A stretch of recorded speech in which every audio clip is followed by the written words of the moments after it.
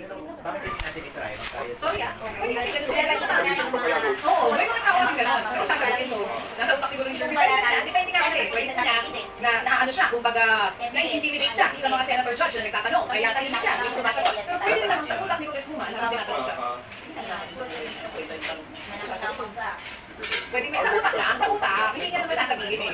Sige, sabi ka ka na ng ka dyan, nakikita naman ng tao. Kung sino may sense ng Congresswoman, pwede gano'n. Okay po sana yun. One thing na yun, puro maganda yung mga siya. Huwag yung bulalaan.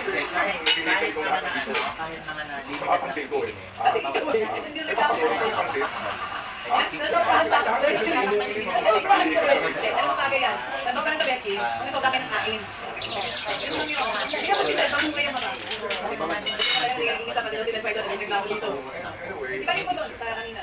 Pinali ko ipabalik ko na sa akin. Pagkaro po kayo chance ha, pakinggan niyo po yung CD, meron ko CD ngayon, yung pong album sa Spotify, Habilin at Tagbilin ni Ma'am Armida Señor Reyna. Ano sinasabi niya? Kailan po ba pwede sa FC? Huwag makapagpapalagay at baka makapagpamalang po. Parang lahat sa lahat. Hindi, ang akala ko, huwag nakapagpapalagay ng highway, baka mabagal yan. Kasi ito naman. Napapaisip ko yun yung mga misis. Siguro yung asawa ko yung dapat sinasagot. Ano yung sige po? Napapaisip yung mga misis ngayon. Yung pala yung mabili. Paulit nga po na one more time. Yan ang meron pa. Huwag makapagpamalang sa bobo at baka makapagpamalang po. Pass. Thank you. Sige, sir, ganun na. Thank you, Mama. Opo, mga kapatid, one-sided. Bakit daw po, kung maaari daw po, hindi maging one-sided ang prosecution. So ang konteksto nga dito, yung pinag-usapan namin na kapilano, etc. After that, sa press con, ito na po mga kapatid, nandito siya. Sa press con po ng prosecution, nagpaliwanag ko lang. Hindi na sa tingin mo, Ito po ay, matitay. for total respect, nawalang gana po. Ako ba tayo ngayon? Ito kay Senator at maging sa mga miyato po. Bakit? Ha? Sinabi ka na, natural, one-sided kami. Kasi na, prosecution kami. Mas nakapagtataka o mamamangha ka o di ba? Medyo, mas, ano ka, masyasyak ka kung makipagtatanggol namin yung sasaktan, di ba? Ganun ba siya? Bigyan mo nga ako ng klaro kasi parang hindi tayo nawawala dito sa ating, ito po sa ating version ng ating pagpapaliwanag dito. Ito lang po sa mga mag-aaral, sa mga pagkakatawa. Paano na natin malagay po ito sa konteksto, ha? Ang topic. Kaya ano, okay.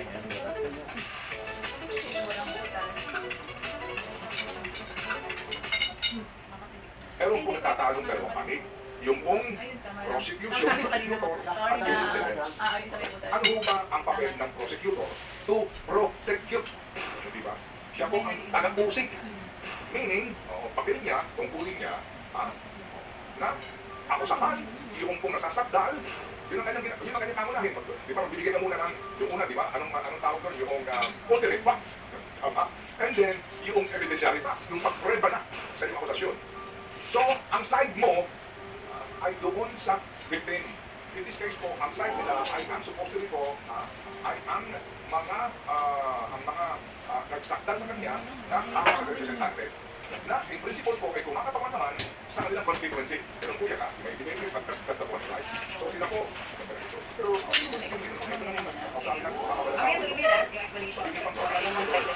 Sige, pagkakahan po muna natin ito mga kapatid kasi nga po matuloy pa rin po yung conflict at saan po sa area kung saan dumadaan ang ilan po sa mga bangko ng ating mga tribulante Pinoy. Hindi po tayo ng update kaya DMW Secretary Hans Leo Capta. Magandang umaga po, Secretary. Magandang umaga po sa inyo, Mama, sa inyong Panood, Sir Jeff. Magandang umaga po. Although hindi masyado magandang umaga, ito pong balita kung saan may isang very nga pala tribulante ang namatay at labing dalawa po ang nasugatan. Meron pa pong isang nawawala dito po sa nangyaring drone attack dyan po sa Northern Black Sea. Ano pong update dito? Opo, meron pong mga, sa loob ng mga last 2 weeks, meron pong mga attack. Meron pong labing dalawang barko na meron pong minomonitor natin ngayon. At itong barko na itong yung 169 Filipino Seafarer. 151 po, of 169 confirmed, taken at harm. Kaya po sa 15 ang may injury. At may dalawa po. Ito pa po yung naiulat na natin. Dr. Light. At may isa pang meeting. Limang injured, may apat ang nakauwi. At patuloy lang po nating minomonitor itong 12 ships na ito. Na naman natin Ay meron po tayong patuloy na paalala sa ating mga ship owners at mga manning agencies kasi mula pa 2022 ay talaga natin ang high risk area. Reiterated in 2020 Ikot na lang. area ang Northern Black Sea. Ito po yung lugar na may mga puerto sa Southern Ukraine. Kaya patuloy po natin minamanalan ng sitwasyon. Ako naman po ay nakakausap ko na po ng personal, dinalaw ko na po yung pamilya ng isang tripulante. At tinulungan po ako nasa Visayas para dalawin yung pangalawang pamilya, yung pamilya ng pangalawang biktima. So patuloy na po ay naubos ng ating mga Pangulo, mga alagaan ng mga pamilya at yung mga seafarers na kailangan makauwi ng kanilang ultiman. At patuloy na po ang pagkakamanalig. Sir, inapakalungkot na balita ito kung dalawang seafarers na namatay dyan sa insidente. Binabagay yung ako, 15 na yung injured dito. Naiuwi na po ba natin yung labit dito mga tripulante Pinoy ito? Sila sa akin po dapat makakuya Ano ba yan? sa mga dalikat po. Ay, napakalagay ba yan? Hindi nga, yan naman control ka. Nag-helpmate na siya. Meron ako ng tayo Doon po sa 15 injured, ilan na po ang nakauwi sa kanila? Tapos, So parang ulat naman ay hindi maluha ang Sir, may binanggit kayo kanina na 151 pa na mga tripulante ang inaasahan din po natin na uuwi dito sa Pilipinas. Tama po ba yun? That's right. Ay nandoon pero ang report naman ay safe and unharmed. It's just a matter of time. We rin din ito. Maning agency po na ay huwag na magdala ng mga tripulante doon sa Northern Black Sea na Pilipino at iuwi na yung mga nandoon doon. Pero wait kung sila sa ayos na yung pagpapauli. Opo, gusto rin ang pagkakalituhan dito. Hindi po Strait of Hormuz, ito po ay sa Northern Black Sea. At ang conflict po dito, Ukraine, Russia, ba? Yan po. Sa Southern Ukraine po yung mga puerto kung saan doon nagmumula yung pagdalayan ng mga barko sa Northern Black Sea. Sa Black Sea po kasi sila in close body of water zone. Nakikita sila around the Black Sea. May lugar naman sa Black Sea na safe. Yung southern side, yung bandang eastern na puerto. Pero yung Northern Black Sea talaga ang high risk area. Nakita doon yung mga puerto ng Ukraine sa Anong klase po ito commercial vessel? Iba po yung mga vessels na nando doon. Merong mga tanker, merong mga bulk carriers, mga LNG, yung mga liquid natural gas carriers, container. Tapos tari po certain oil tanker din. Ito pong dalawang sinawipalat po na tripulante. Tinupang kanilang sinasakyan po na vessel. Ano po ang balita doon? Tinamaan ito ng bomba, ito po ba'y nakadapa? At kumusta po yung mga kapwa Pilipino nga doon na sakay na nakasama ng dalawang tripulante? Opo, uog tayo nakabuang ulat. Yung isa nasa po. At yung isa nakalayag na.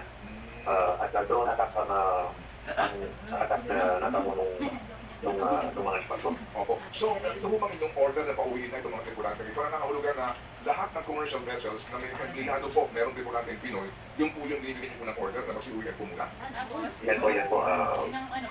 Pauwiin na muna din sila kasi nag-set up yung mga utilities mga lalaki po. Kaya ang sinasabi na po natin, direktiba natin ay ng 151, hindi na po nila. Sa ganun po pagkakataon, how do you go about it? Ano po ang proseso nun? Kung sakay pa po sila ng barko, nakatakbo sila, paano po ang proseso nun sa kanila? Please, May proseso po yung kanya sa dating connection of your water. So hindi sila makakalabas ito na except Nawala ang tornilyo. Kasi puro di ano sa gilid mo. Sir, pa-video po pagbukas ng parcel may salamin po. Yes. Wala ba sa phones na? Ako po kami binabidyo ko. May basag nga. Return mo.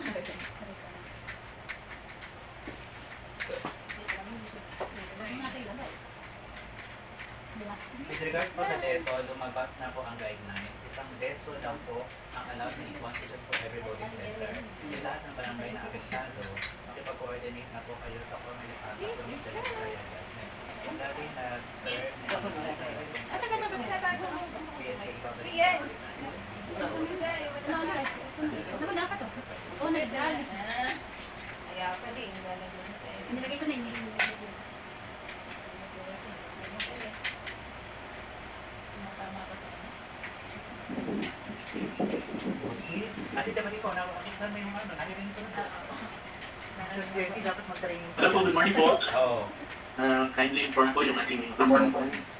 Kindly inform po yung ating mga kasamahan na pumasok na po sa ating link para mag-start po tayo ng 9 o'clock. Basta ka naman, day. Morning po. Aalisin pa yung plastic.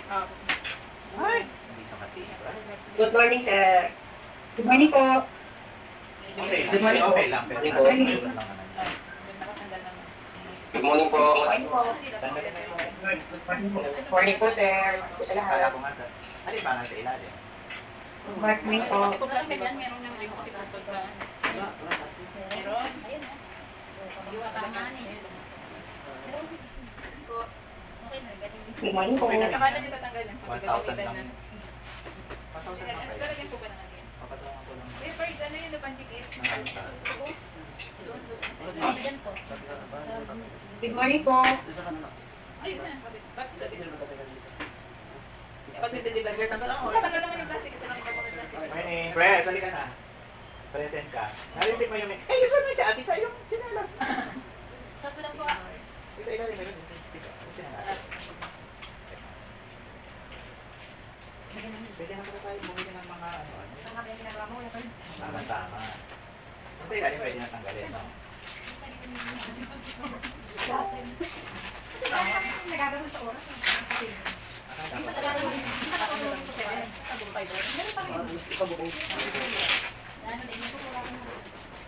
Pwede bumili ulit. Huwag muna natin tanggalin yun. Sakay mo na sa bubong mo ito, Ate Irene, ha? Sa bubong. Tapos tatalian mo lang ito yung birds. Kaya mo yan. Kasama mo yun mo. Dikit na. Magigit nga ako sa mga sama. Ako nga ito masama. Magigit na.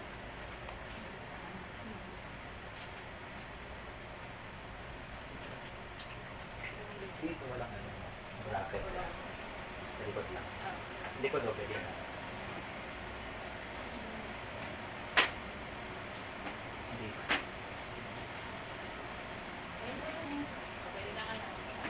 Pwede hawan. Magagamit ko yung pwede.